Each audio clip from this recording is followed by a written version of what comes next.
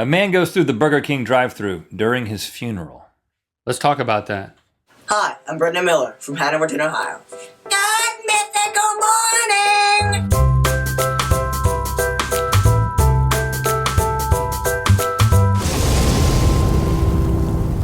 Good mythical morning. We want to thank you, yes, you, watching Good Mythical Morning, for watching Good Mythical Morning. Here we are a few weeks into season 3, and Link, I'm happy, you're happy, we're all happy. You know what makes me happy? Inviting friends to look at their computer screens or their TV if they're high tech and they know how to get this show to be on their TV, which you should look into. And they sit with us, and I feel like we're at a big campfire. Yeah, me too. In the morning. I'm not crying. I'm not moved emotionally right now. Thank you. Thank you. Okay, here we go. Yet again, another week, a good mythical Monday, and let's make the best of it. You know, let's break new ground. Uh-oh. Now you put pressure on me. What do you want to do? Yeah. Speed read this article? No. Read it in a different language? No. Well, how am I going to break new ground? I can hold my arm like this. Just bring something to the table, man. David Keim Jr.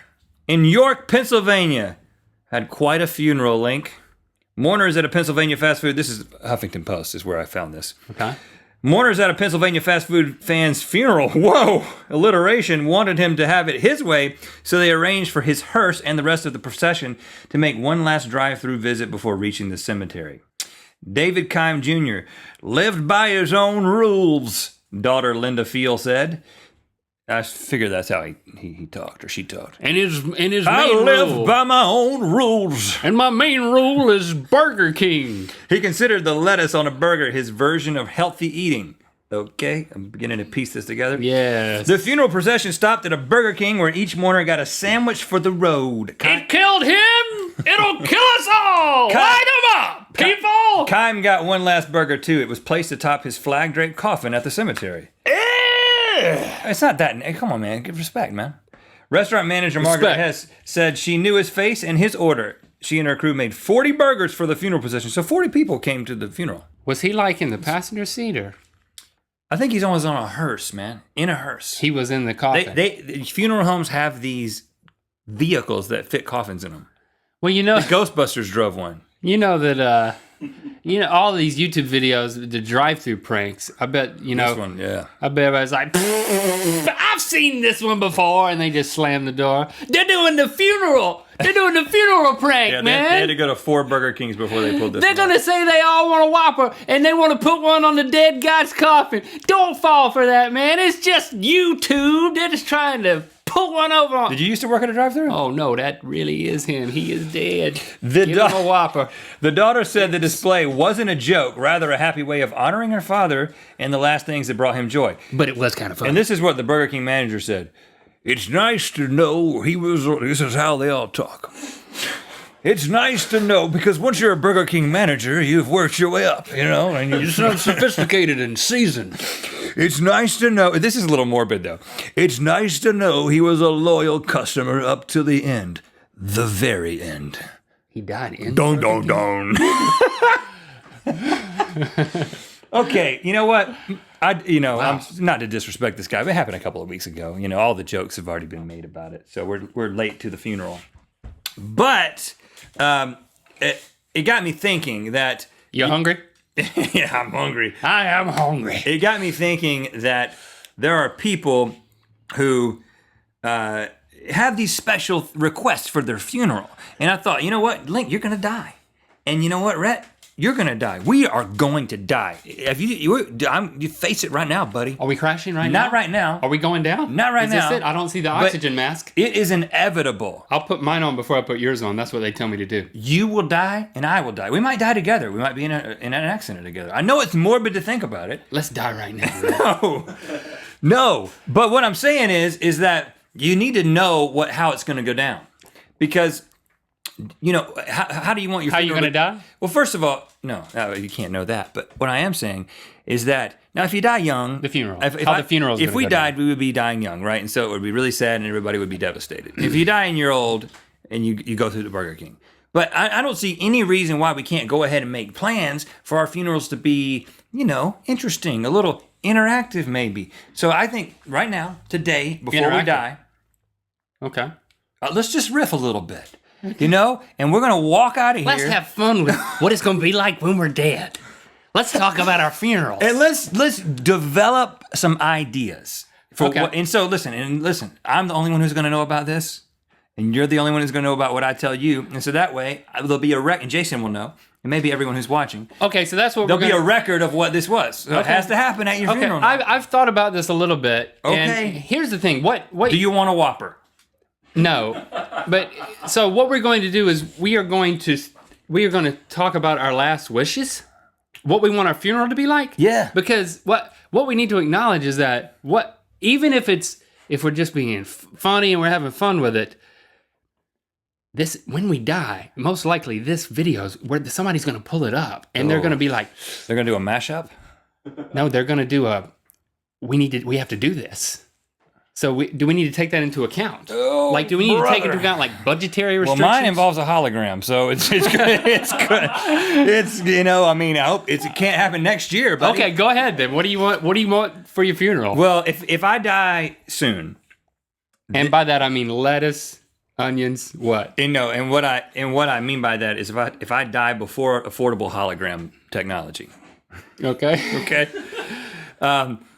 then I want a cardboard cutout of myself at my funeral, and I want everybody to get a picture with it. Because when you take a picture with a really well-made cardboard cutout, it looks like you're taking a picture with the person. And so A then very there'll be flat person. all these photos of me at my own funeral, having a great time. I mean, we can get several of these cardboard cutouts. It's like, hey, look, you know, shaking hands with people. Can I clarify? Getting in on a conversation. Photo bombing. How many cutouts are we talking about? 12. Oh, you want like 12 to 15. 12 to 15 cutouts. You can't take a picture at my funeral without me being in the picture, alive. Of course, it all have to be facing the same way. You have to be very still. But that's Right. the beauty of pictures. Yeah. No video. Yep. No video allowed at your It funeral. looks like I was having a great time. And they're like, how did he do this? Now, if I die post holograms, obviously I'll just be a hologram. And I'll have a pre-recorded routine, dance routine. I'll give my own eulogy. Can I be in it? You can do it. Yeah, you can do whatever you want. Like my hologram too? Well, if you die with me or before me, yes. No, I just won't show up. My hologram will show up. Okay. Now, what are you going to do, man? Well, first of all, seriously, I want to be buried in a cardboard box. What? This exists. First of all, it's for real. Second of all, it's cheap. Third of all, it's good for the environment. And fourth of all, I know what it feels like. Yeah. Dearly beloved, we are gathered here in these woods. Does anyone have any last words? Bye. Oh gosh, okay. I hope you're putting some epic music over the top of this. Oh my gosh. Bury Me Naturally in Asheville, North Carolina. They specialize in this type of burial. We did a commercial for them. So that's what I want to do. And take the money that you're saving on my coffin, because those things are just cheap. They are cardboard cheap because they're cardboard. Yeah. So it's funny that we both have cardboard in our funeral, but I'm being buried in it and you will be it. What if there's a cutout made into your coffin? And we just That's pop cool. the top out. That's cool. Like a pop-up book, but a coffin? Yeah. It's like when you open the coffin, the cardboard cutout of me pops out. As we're throwing dirt onto your cardboard coffin, you're actually standing in your own grave from one angle. From one angle.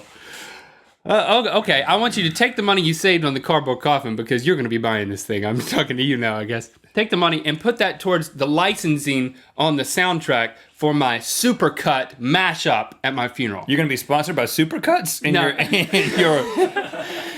Your hair keeps growing after death? I want a supercut of all my family and friends and fans on the internet saying awesome things about me, and I want a lot of celebrities in it Like too. a montage? Like a montage, like a supercut of celebrities talking about how awesome I am. Celebrities I never knew that you'll pay to endorse me, endorse my life in death. Where is this money going to come from? Because I like the idea. The money saved on the coffin purchase will go towards licensing the song to go underneath that. Everyone will do it for free. So the day after you die, or the ensuing weeks, there's going to be a mashup of celebrities that you never knew saying awesome things about you. Right, and then R. Kelly's I Believe I Can Fly is going to be underneath it.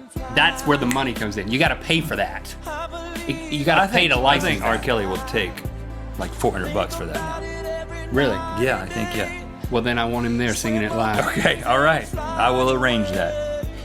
But the cardboard pop-up thing, I think we're on to listen. something. We could sell these. I'll shake your hand right now. I will try to work out a way to get R. Kelly to sing at your funeral. Okay. It probably won't happen. And I'll print out. Nothing makes me feel better than I'll print out talking a about bunch this kind of stuff. We're gonna have to have a photo session for this cardboard cutouts, though. You should do it now since you got the haircut and everything. Okay.